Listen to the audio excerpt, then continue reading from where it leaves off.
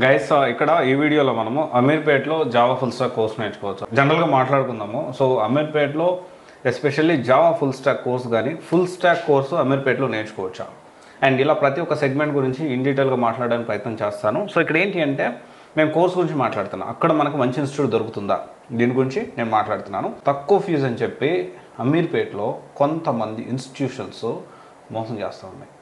ఏం మోసం చేస్తున్నాయండి? తక్కువ ఫీజు అంటే దాంట్లో మోసం ఏముంటుంది? మీరు భలే మాట్లాడతారు, చాలామంది ఈ విషయం మాట్లాడచ్చు. తక్కువ ఫీజు అని ఎక్కడ అమీర్పేట్ కొన్ని ఇన్స్టిట్యూట్స్ మోసం చేస్తున్నాయంటే వాళ్ళు ఏం చేస్తున్నారంటే పార్ట్స్గా డివైడ్ చేస్తున్నారు.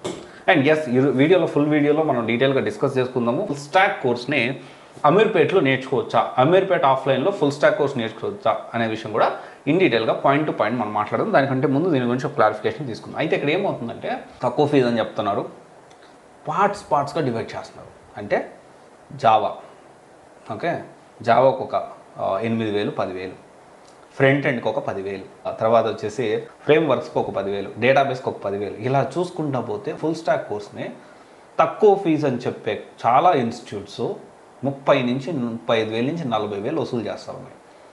అది కూడా ఏంటి, డౌట్స్ క్లియరెన్స్ ఉండదు, 100 బ్యాచ్లు వేస్తారు, నీకు క్వశ్చన్ చేసే అవకాశం ఉండదు. అక్కడ క్వశ్చన్ అంటే వేరే విషయంగా వాళ్ళు రాంగ్ గురించి మనం మాట్లాడడం కాదు, నీకు డౌట్ వచ్చిన క్వశ్చన్ అడిగే దానికి కూడా అవకాశం ఉండదు అక్కడ. ఈ విధంగా చాలా ఇన్స్టిట్యూట్స్ మోసం చేస్తూ ఉన్నాయి, మీరైతే గమనించగలరు. చాలామంది అంటూ ఉన్నారు. సో నేను నిన్న కూడా ఒక రివ్యూ వీడియో ఇస్తే మేము మొత్తం మీరు చూసేదానికి మీరెందుకు వీడియో చేస్తున్నారని ఒక పాయింట్ ఉంటుంది, ఒక థిన్ లైన్ ఉంటుంది. నేను ఎప్పుడు ఏ గురించి రివ్యూ ఇచ్చినా కానీ ఒక థిన్ లైన్ బేస్ చేసుకొని మనం వెళ్ళాలి. థిన్ లైన్ దాటిపోయి డైరెక్ట్ స్టేట్మెంట్ పాస్ చేసేస్తే సో అది కరెక్ట్ కాదు.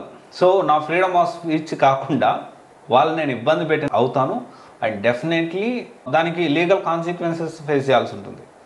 సో అందుకనే మనం ఏ ఇన్స్టిట్యూట్ గురించి మాట్లాడినా కానీ కొన్ని పాయింట్స్ మిమ్మల్ని ఆలోచింపజేసే విధంగా ఉంటాయి. మీరు ఆలోచన చేయండి. మీకు ఎలా ఉందంటే నేను చాలా క్లియర్గా చెప్పడానికి ప్రయత్నం చేస్తాను, చాలా డిప్లొమాటిక్గా క్లియర్గా ఏంది వాట్ ఈజ్ వాట్ అని మీకు అర్థమయ్యేలా చెప్పడానికి చాలా ప్రయత్నం చేస్తాను. ఇక అలాగని చెప్పి అరటిపండు పోల్చి నోట్లో పెట్టేసినంత స్పూన్ ఫీడింగ్ అయితే నేను చేయలేను, ఎందుకంటే నాకు కొన్ని లిమిటేషన్స్ ఉన్నాయి. సో ఆ లిమిటేషన్స్ని, ఆ థిన్ లైన్ని మీరు అర్థం చేసుకోలేకపోతే కష్టం. ఎందుకంటే మీరు రేపు ఒక మంచి ఎంఎన్సీ కంపెనీలో జాబ్లో జాయిన్ అయినప్పుడు కనీసం చిన్న చిన్న ఎనలిటికల్ థింకింగ్ కానీ ప్రాబ్లమ్ సాల్వింగ్ కానీ చాలా ఇంపార్టెంట్. అది కూడా మీకు కష్టమైతే కష్టమండి. కొంతమంది పర్సనల్గా అడగండి, నేను చెప్తాను.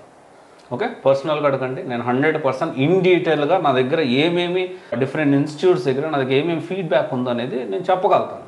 ఎందుకంటే నా personal opinion, I'm not sharing in public.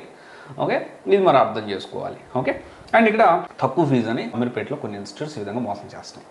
అయితే తర్వాత వచ్చేసి ఏంటి అంటే ఫుల్ స్టాక్ కోర్సు అమీర్పేట్లో నేర్చుకోవచ్చా? ఎస్, నేర్చుకోవచ్చు అండి.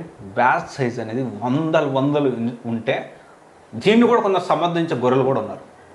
Okay, I'm using this word. So ఒకవేళ ఎవరైనా హర్ట్ అయి ఉంటే సో దానికి నేనేం చేయలేను. కానీ ఇలాంటి వందలు ఉంటే ఏంటి, క్లాస్కి 500 ఉంటే ఏంటి, 300 ఉంటే ఏంటి, ఆయన క్లాస్ చెప్పేది నాకు ఇక్కడ స్క్రీన్ పెడుతున్నారు అర్థమవుతుంది అని అంటూ ఉన్నారు. మీ డౌట్ వస్తే ఎలా అడుగుతారు? స్క్రీన్లో అడుగుతారా? ఆ 300 మందిలో ఎంతమంది డౌట్స్ అడగగలుగుతారు చెప్పండి? అంటే ఇక్కడ 2 రకాల డౌట్స్ ఉంటాయి. క్లాస్ జరిగేటప్పుడు కొన్ని డౌట్స్ వస్తాయి, క్లాస్ అయిపోయిందో మనం ప్రాక్టీస్ చేసేటప్పుడు కొన్ని డౌట్స్ వస్తాయి. ఓకే, తర్వాత వాళ్ళు ఇస్తున్నారా లేదా 300 మందికి ఎంత మనీ ఎలా ఇవ్వగలుగుతారు అనేది క్వశ్చన్ మార్క్. దీన్ని సపోర్ట్ చేసే వాళ్ళకి నేను ఏమంటా అంటే క్లాస్ జరిగే లైవ్ డౌట్స్ గురించి ఏ విధంగా అడగగలుగుతారు, ఎంతమందికి ఆన్సర్ చేయగలుగుతారు అనుకోవచ్చు. దీన్ని కూడా కొంతమంది ఎలా సమర్థిస్తారంటే అసలు డౌట్సే రాకుండా చెప్తున్నారు. డౌట్సే రాకుండా చెప్పడం అన్నారంటే అసలు మీరు ఎంటలేదని అర్థం. ఖచ్చితంగా నీకు ఆ సాఫ్ట్వేర్ కనిపెట్టినోడు వచ్చి నేను టీచ్ చేసినా కానీ ఖచ్చితంగా డౌట్స్ వస్తాయి. ఓకే, ఎందుకంటే నీ పర్సెప్షన్లో డిఫరెంట్ ఉంటుంది, ఆయన పర్సెప్షన్లో చెప్పేవారి పర్సెప్షన్లో డిఫరెంట్ ఉంటుంది చాలా. ఇది మనం అర్థం చేసుకోవాలి. ఎస్, ఎప్పుడు జాయిన్ అవ్వచ్చు అంటే బ్యాచ్ సైజ్ అనేది లిమిటెడ్గా ఉన్నప్పుడు అమీర్పేట్లో ఎస్ జాయిన్ అవ్వచ్చు. అండ్ డౌట్ క్లియరెన్స్ ఉన్నప్పుడు నేను ఇమ్మీడియట్గా లైవ్లో డౌట్లు అడగాలి, నేను ప్రాక్టీస్ చేసేటప్పుడు డౌట్లు అడగాలి. తర్వాత వచ్చేసి ప్రాక్టికల్ రేంజ్. థియరిటికల్గా 15 సంవత్సరాల నుంచి అదే వచ్చే క్లాస్ చెప్పుకుంటూ పోయేవాళ్ళు, వీళ్ళే పెద్ద ఫ్యాకల్టీ, వీళ్ళు మహాదేవుళ్ళు, అలాంటి ప్రాజెక్ట్ చేయొద్దండి. ఓకే, ఎప్పటికప్పుడు సాఫ్ట్వేర్లో అప్డేట్ ఉండాలి. అప్డేట్ లేకపోతే అవుట్డేటెడ్ ఉంటారు, అవుట్డేట్ అయిపోతారు. అవుట్డేట్ అయిపోయింటే జాబ్లు ఉండవు. అలాంటిది ఫ్యాకల్టీ కూడా ఎప్పటికప్పుడు అప్డేట్ అవ్వాలి. ఎప్పుడు అప్డేట్ అవ్వాలి? ఆ స్ట్రీమ్ లైన్లో వాళ్ళు జాబ్ చేస్తున్నప్పుడు వర్కింగ్ ప్రొఫెషనల్ అయితేనే ఇది పాసిబుల్ అవుతుంది.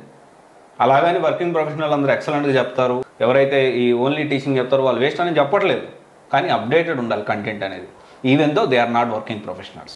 And real time projects, okay, practical oriented ఏంటి అంటే థియరిటికల్ కాకుండా ప్రాక్టికల్ ఓరియంటెడ్గా డే 1 నుంచి వెళ్ళాలి. చాలామంది ఈ విషయంలో ఏంటి అంటే రియల్ టైమ్ ప్రాజెక్ట్స్కి రియల్ టైమ్ సినారియోస్కి కొంచెం డిఫరెన్స్ కన్ఫ్యూజ్ అవుతూ ఉంటారు. Real time project is different, real time scenarios are different.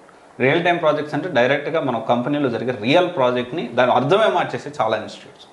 So ఇది ఒకసారి మీ ఈ లైన్ని మీరు అర్థం చేసుకోవాలి. అట్లీస్ట్ ఆ real time scenario based projects అన్న ఇస్తున్నారా అనేది ఇక్కడ మనం తెలుసుకోవాలి.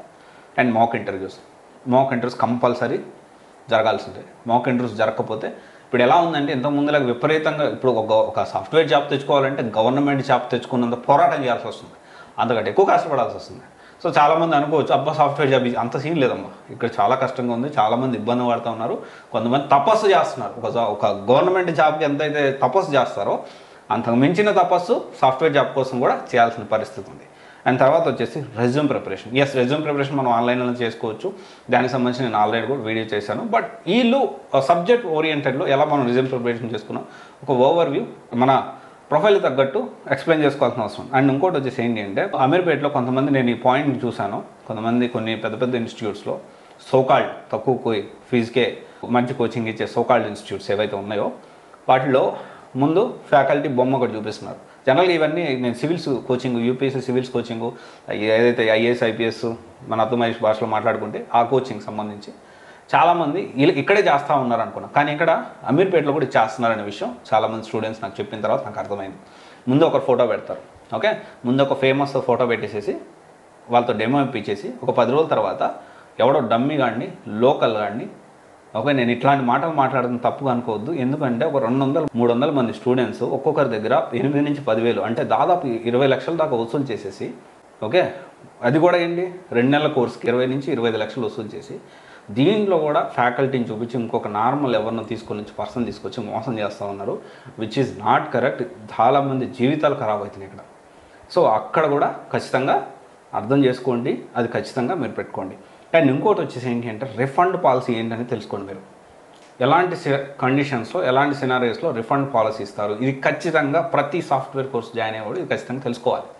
తెలుసుకున్న తర్వాత మీరు డెసిషన్ తీసుకోవాలి. సో ఓవరాల్గా ఇవన్నీ ఉన్న ఇన్స్టిట్యూట్ని ప్రాపర్గా వెతికి ఫైండ్ అవుట్ చేయండి, ఎందుకంటే చాలా ఇన్స్టిట్యూట్స్ ఉన్నాయి.